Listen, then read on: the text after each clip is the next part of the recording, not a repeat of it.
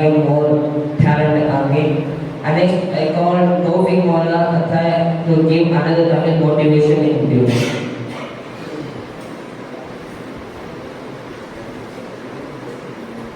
இந்த அவையில் கூறியிருக்கின்ற அனைத்து நல்லவர்களுக்கும் சலாத்தின் காணிக்கையான சலாத்தினை பதிலை ஆதரவு வைத்தவனாக தெரிவித்துக் கொள்கின்றேன். அஸ்ஸலாமு அலைக்கும் வரஹ்மத்துல்லாஹி வபரகாத்துஹு.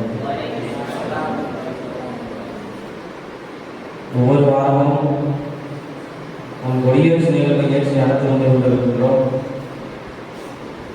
அதில் ஒவ்வொரு மாணவர்களும் பேசக்கூடிய சில ஊக்க உரைகள், அதில் சில உரைகள் நம்முடைய வாழ்க்கைகளை மேம்படுத்தி இருக்கலாம். அதில் சில உரைகள் நம்முடைய வாழ்க்கைகளுக்கு ஒரு நல்ல வழியை காட்டியிருக்கலாம். அதனுடைய தொடர்ச்சியில ஒரு 10 நிமிஷம் எல்லாம் கூர்ந்து கேளுங்க. இன்றைக்கு இருக்கின்ற சூழ்நிலையிலும் இன்றைக்கு இருக்கின்ற இந்த காலகட்டத்தில் நம்ம எதிர்நோக்கி இருக்கின்ற பல விஷயங்கள், இன்றைக்கு இருக்கின்ற ஒரு சவாலான காலகட்டமும் கூட. இன்றைக்கு இருக்கின்ற இந்த சவாலான காலகட்டங்களில் நமக்கு வெற்றியும் கிடைக்கும். சில முயற்சிகளின் மூலமாக சில தோல்விகளும் நமக்கு கிடைக்கும். எந்த ஒரு வெற்றியாளரும் தன்னுடைய தோல்வியை நினைத்து துவண்டு போவது கிடையாது. அதுபோலதான் நம்முடைய வாழ்க்கையில் ஏற்படுகின்ற சில எண்ணங்களின், சில காரணங்களின், சில மன உணர்வுகளின் மூலமாக நமக்கு தோல்வி கிடைக்கும். அந்த தோல்விகளை கண்டு நம் துவண்டு விடக்கூடாது. எல்லாரும் சொல்லக்கூடிய ஒரு விஷயம் தான், உன்னால முடிஞ்ச வரை நீ முயற்சி செய் அப்படின்னு சொல்லுவாங்க. அது தப்பு.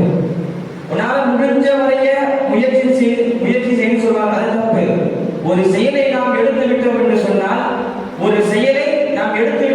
சொன்னால் அந்த செயல் முடிகின்ற வரை முயற்சி செய்வதே உண்மையான முயற்சி என்று அறிஞர் பெருமக்கள் சொல்கிறார்கள். அப்போ நம்ம ஒரு செயலை எடுக்கிறோம் என்று சொன்னால் அந்த செயல் முடிகின்ற வரை நாம் முயற்சி செய்து கொண்டிருக்க வேண்டும். அந்த முயற்சிகளில் பல தோல்விகள் அடையலாம். ஆனால் அந்த தோல்வி என்பது ஒரு தனி மனிதனுடைய வாழ்க்கைக்கு, அந்த வாழ்க்கை அதை முடிவடைய முடியாது. எல்லோரும் கேள்விப்பட்ட ஒரு வரலாற்றுடைய நிகழ்வுதான் பல்பை கண்டுபிடித்த தாமஸ் ஆல்வா எடிசன். கிட்டத்தட்ட 10,000க்கும் மேற்பட்ட முறை அவர்கள் முயற்சி செய்தார்கள். அப்போ அவர் முயற்சி செய்த எல்லா நிலைகளிலும் தோல்வி. ஆனால் முயற்சியை கைவிடல. எடுத்த எல்லா நிலைகளிலும் ஒவ்வொரு தூக்கி கனெக்ஷன் பண்ணி பார்க்கிறாரு, தோல்வியில்தான் வந்து முடியுது. ஆனால் அவர் செய்கின்ற அந்த முயற்சியில் அவர் கொண்டு வரவில்லை. முயற்சி செய்கிறார். இறுதியாக பல முயற்சிகளுக்கு மேலாக ஒரு வெற்றி கிடைத்தது. அந்த வெற்றியின் விளக்கு தான் இன்றைக்கு நாம் பார்த்து கொண்டிருக்கின்ற இந்த விளக்கு, நாம் அமர்ந்து கொண்டிருக்கின்ற, நாம் படிக்கின்ற இரவு நேரங்களில் நாம் பயன்படுத்துகின்ற விளக்கு. அவர்கள் முயற்சி செய்து வந்தது. அதுபோலதான் நாம் செய்யக்கூடிய இந்த முயற்சிகள், நாம் எடுக்கக்கூடிய சில முடிவுகள், வாழ்க்கையில் என்னைக்குமே நம்முடைய தேர்வு என்பது சரியாக இருக்கணும். ஏதோ வந்தோம், எடுத்தோம், படிச்சோம், போனோம், யோசனை இல்லை. நம்ம எடுக்கிறோம், இதுதான் பண்ண போறோம், நம்ம இந்த முயற்சி எடுக்கிறோம், நம்ம என்ன வேலைகள் செய்ய போறோம். இன்னைக்கு நம்ம ஆன்லைன் படிக்கிறோம், பின்னாடி வேலையை இந்த கோர்ஸ் எடுக்கிறோம், டிகிரி கோர்ஸ் எடுக்கிறோம், இந்த ரூட்ல போகிறோம். இப்படி என்கின்ற ஒரு சிந்தனை நம்ம என்னைக்கு இந்த மகசாக்கள் வந்தோமோ அன்னைக்கு இந்த சிந்தனை தோன்றிடும். நான் வாழ்க்கையில நான் இப்படிதான் ஆக போறேன் அப்படின்னு என்கின்ற ஒரு முடிவு நம்ம மகசாக்கள் எத்தனை ஆனோடனே வந்துடணும். நம்ம முடிக்க போற நேரத்துல அந்த சிந்தனை நம்ம அன்னைக்கு உட்கார்ந்து யோசிச்சு வச்சுக்கிறேன், அதை எனக்கு அது செல்படுக்காது. ஒரு தனி மனித வாழ்க்கையினுடைய தோல்வி என்பது ஒரு மனித வாழ்க்கையை முடிவாக்கி விடாது. ஒரு ரப்பர் பந்தை நம்ம எந்த வேகத்துல தலைக்கு அடிக்கிறோமோ அதோட ஸ்பீடா மேலே ஏறும். பார்த்துக்கோமா, ஒரு வாலிபால் ஏதோ வந்து அடிப்போம், கீழே தலையில குத்தின வேகத்துல வந்தா சரியான ஹைட்டுக்கு போகும். அப்ப அது போலதான் ஒரு மனிதன் தன்னுடைய வாழ்க்கையில தோல்வியின் மூலமாக கீழே விழுந்து விட்டால் அதற்கு நாம் அஞ்சக்கூடாது, பயப்படக்கூடாது, மனம் தளரக்கூடாது. என்னடா நம்ம கீழே விழுந்துட்டோம்டா, இன்னைக்கு நம்ம தூக்கி விழுறதுக்கு யாரா இருக்கிற சிந்தனை நம்ம இடத்துல இருக்கக்கூடாது. ஒரு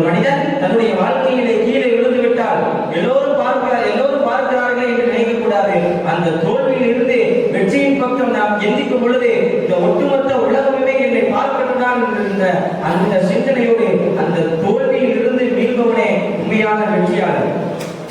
அது மட்டுமல்ல, வெற்றிக்கும் முயற்சிக்கும் ஒரே ஒரு வித்தியாசம் தான். வெற்றிக்கும் முயற்சிக்கும் ஒரே ஒரு வித்தியாசம். எந்த ஒரு தனி மனிதனுடைய வாழ்க்கையில் இருந்து முயற்சி என்கின்ற ஒரு அங்கம் அவனுடைய வாழ்க்கையில் இருந்து அகற்றப்படுகிறதோ அவனுக்கும் ஒரு தோல்வியாளருக்கும் எந்த ஒரு வித்தியாசமும் அல்ல. இன்னொரு ஒரு சிந்தனை அவனுடைய சிந்தனைக்கு நான் கொண்டு வரேன். உலகத்திலேயே நான் கண்டு எந்த ஒரே ஒரு சாதனையாளர் எல்லாம் சற்று ஒன்றுக்குள் அடங்கி பேச எல்லா மக்களும் ஒரே ஒரு திசையை நோக்கி ஓடிக்கொண்டிருக்கும் பொழுது லித்தியம் என்கின்ற உலோகத்திலிருந்து பேட்டரிக்கார கண்டுபிடிக்கிறார். பேட்டரிக்கார கண்டுபிடிச்சோடனே எல்லா நாடுகளும் சேல்ஸ் பண்றாரு. எல்லா நாடுகளும் சேல்ஸ் பண்றாரு. எந்தெந்த நாடுல வாங்குறானோ அவங்களாம் கொடுக்குறாரு. எந்தெந்த நாடுல வேணாம்னு சொல்லணும் அவங்களாம் கொடுக்கல. அந்த நாடு அனுப்பல. எல்லா நாடும் சேல்ஸ் பண்றாரு. அதுல வரக்கூடிய மானியங்கள்லாம் கவர்மெண்ட் கொடுக்குறாரு. லாபத்தை அவர் எடுத்துக்கிறாரு. லாபத்தை எடுக்கிறாரு. எல்லா நாடும் கொடுக்குறாரு. மற்ற நாட்டுக்காரங்க அந்த லாபம் பார்த்துட்டு நம்மளும் இதே மாதிரி கண்டுபிடிக்கிறான்னு சொல்லிட்டு இப்ப கண்டுபிடிக்கக்கூடிய எல்லா காரையும் எடுத்து விண்வெளிக்கு போக ஆரம்பிச்சிட்டான். எல்லாரும் கேட்டாங்க, என்ன எல்லா காரையும் எடுத்து முடிச்சிட்டீங்க? இல்லப்பா இவங்க இப்பதான் பேட்டரி கார் போறாங்க, அதுக்குள்ளே நான் ஜெட் எடுத்து நான் வானத்துக்கு விளையாடலான்னு போட்டேன். அப்போ ஒருவன் தன்னுடைய வாழ்க்கையில் இடம் பல முயற்சிகள் இருந்தாலும் தன்னுடைய வாழ்க்கையில் சில புதுவிதமான அனுபவங்கள் இருக்க வேண்டும். இன்னொரு ஒரு விஷயத்த சொல்றேன். ஒரே ஒரு சாதாரண நீங்க ஒரு கடையை வச்சு நடத்திட்டு இருக்கீங்க. கடையை வச்சு நடத்திட்டு இருக்கும் போது எல்லா நபர்களும் கடைக்கு வருவாங்க. எல்லா நபர்களையும் கூட நீங்களும் சிந்தித்தீர்கள் என்று சொன்னால் நீங்கள் ஒரு வாடிக்கையாளர்கள் தான். கடைக்கு வரல கூட நீங்க சிந்திச்சாலும் சொன்னா நீ ஒரு வாடிக்கையாளர் தான். அவன் உங்களுடைய கடைக்கு வருவதற்கு முன்னாலே அவனுக்கு முந்தி சிந்திப்பது என்பது நீ ஒரு முதலாளி என்கின்ற ஒரு அங்கத்தை ஒரு அடையாளத்தை உனக்கு கொடுத்துக் கொண்டே இருக்கும். அது மட்டுமல்ல, உங்களுடைய வாழ்க்கையில் உங்களை முதலில் நம்ப வேண்டும். உங்களை முதலில் நீங்கள் நம்ப வேண்டும். இந்த உலகத்துல இவன் நம்புறான் அவன் நம்புறான், அவனை நம்பி நான் செய்யறேன் இவனை நம்பி நான் செய்யறேன், அது இல்லை. உங்களுடைய வாழ்க்கையில் முதலில் உங்களை நீங்கள் நம்ப வேண்டும். உங்களுடைய வாழ்க்கையில் உங்களுக்காக நீங்கள் நம்ப வேண்டும். உலகத்தில் இவன் செஞ்சா அவன் செஞ்சா அது இல்லை, உங்களுக்காக நீங்கள் நம்ப வேண்டும். இன்னொரு விஷயத்தை நான் சொல்றேன், நல்லா புரிஞ்சுங்க. என்னைக்குமே தனி மரம் என்பது தோப்பாகாது. தனி மரம் என்னைக்குமே ஒருபோதும் தோப்பாகாது. அப்போ நம்முடைய வாழ்க்கையில் உலகம் தோன்றியதிலிருந்து இன்றைக்கு வரை உலகம் என்பது ஒரு தனி மனிதனுடைய உழைப்பால் இந்த உலகம் இயங்கிக் கொண்டிருக்கிறது என்று கேட்டால் அது தவறு. ஒட்டு பல கோடி மக்களின் மூலமாகத்தான் நம்முடைய அந்த ஒற்றுமையின் காரணமாக நம்முடைய உலகம் என்பது இயங்கிக் கொண்டிருக்கிறது. ஒரு முதலாளி ஒரு கம்பெனி ஆரம்பிக்கிறான். எந்த ஒரு லேபரும் இல்லாம அந்த கம்பெனியை ரன் பண்ணாலும் வாய்ப்பு இல்லை, முடியாது, ரன் பண்ண முடியாது. அப்போ ஒரு ஒற்றுமை என்கின்ற அந்த ஒரு வளையத்திற்குள்ளே நின்று எல்லாரும் முயற்சி செய்தார்கள் என்று சொன்னால்தான் அந்த கடைக்கு அந்த ஒரு கம்பெனிக்கு ஒரு வெற்றி என்பதை கிடைக்கும். அப்போ ஒரு தனிமரம் என்பது தோப்பாகாது. உதாரணமா ஒரு வரலாறு சொல்ல போனா நம்முடைய சுதந்திர போராட்டத்தினுடைய வரலாறு உங்களுக்கு முன்னாடி எடுத்து வைக்கலாம். அந்த இடத்துல யாரும் ஜாதி மதம்னு பார்க்கல, யாரும் இனம்னு பார்க்கல, யாரும் எதுவும் பார்க்கல. ஆனா அந்த எல்லா நபர்களும் ஒன்று சேர்ந்து சூரியன் அஸ்தமிக்காத பிரிட்டிஷனுடைய ஆட்சியை அடித்து ஒழித்தார்கள் என்பது வரலாறு. அப்போ அன்றைக்கு அவர்களிடத்தில் இருந்தது அந்த ஒற்றுமை. அந்த ஒற்றுமையின் காரணமாக தான் இன்றைக்கு நாம் இங்கு சுதந்திரமாக அமர்ந்து கொண்டிருக்கிறோம். அன்றைக்கு அவர்களிடத்துல ஒரு பிரிவினை வந்திருந்தது என்று சொன்னால், நீ இந்த ஜாதி, நீ அந்த ஜாதி, நீ அவன், நீ பார்ப்பன, நீ சிறுபான்மையினர் என்று அன்றைக்கு அவர்களிடத்துல ஒரு மனதிற்குள்ள ஒரு பிரிவினை ஏற்பட்டது என்று சொன்னால், இன்றைக்கு நாம் சுதந்திரமாக இன்றைக்கு நாம் இங்கு அமர்ந்திருக்க முடியாது. அது மட்டுமல்ல, சிலவர்கள் சொல்வார்கள் ஒற்றுமையே பலம், பிரிவினையே வீழ்ச்சி. இது உண்மைதான். ஒரு செயலை நம்ம தனிநபரா இந்த ஹால் முழுக்க குப்பையா இருக்கு, ஒரே நபர் செய்ய நினைச்சா கஷ்டம் முடியாது. ஆனால் ஒரு 2-3 நபர்கள் சேர்ந்து அந்த செயலை செய்யும் போது அந்த வேலை என்பது ஈஸி, அந்த வேலை என்பது எளிதில் முடிந்துவிடும். அதுபோலதான் இந்த செய்தியிலிருந்து நான் உங்களுக்கு சொல்ல வருகின்ற விஷயம், வாழ்க்கையில் எல்லா சூழ்நிலையிலும் சில விஷயங்கள் உங்களிடத்திலிருந்து பிரிந்து போகலாம். ஆனால் அந்த பிரிவினையை, அந்த தோல்வியை, அந்த ஒற்றுமையை உங்களிடத்தில் எப்படியாவது நீங்கள் ஈர்த்துக் கொள்ள முயற்சி செய்யுங்கள். எந்நேரத்திலும் நீங்கள் ஒற்றுமையோடு இருங்கள்.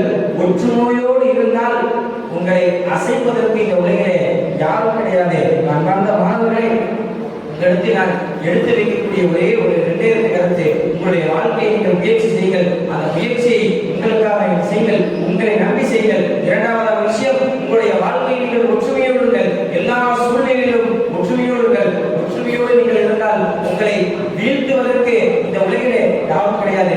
கடல் அலைகள் என்று கடல் அலைகள் பொங்கி வருது, அது பொங்கி வந்து கடல் பாறையிலே முட்டுகிறது. பாறை முட்டுவதனால் அந்த பாறை என்பது சுக்குநூறாக ஆகாது.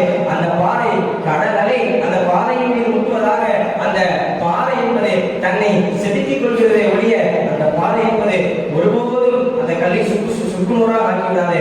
அன்றைக்கிய மாணவர்களே, உங்களுடைய வாழ்க்கையை நீங்கள் முயற்சி செய்யுங்கள், ஒற்றுமையோடு இருங்கள், தன்னம்பிக்கையை ஒருபோதும் கைவிடாதீர்கள். உங்களுடைய வாழ்க்கையில் கனப்பொழுதும் கூட என்னால் இதை செய்ய முடியும், என்னால் இதை செய்ய முடியும், என்னால் முடியாதது எதுவுமே கிடையாது என்கின்ற சிந்தனையை உங்களுடைய உள்ளங்களிலே நீங்கள் பதித்துக் கொண்டே இருங்கள். இந்த வாய்ப்பினை எனக்கு அமைத்துக் கொடுத்த அனைத்து நண்பர்களுக்கும் நன்றியை தெரிவித்துக் கொண்டே இருக்கிறேன். அஸ்ஸலாமு அலைக்கும் வரஹ்மத்துல்லாஹி வபரகாத்துஹு.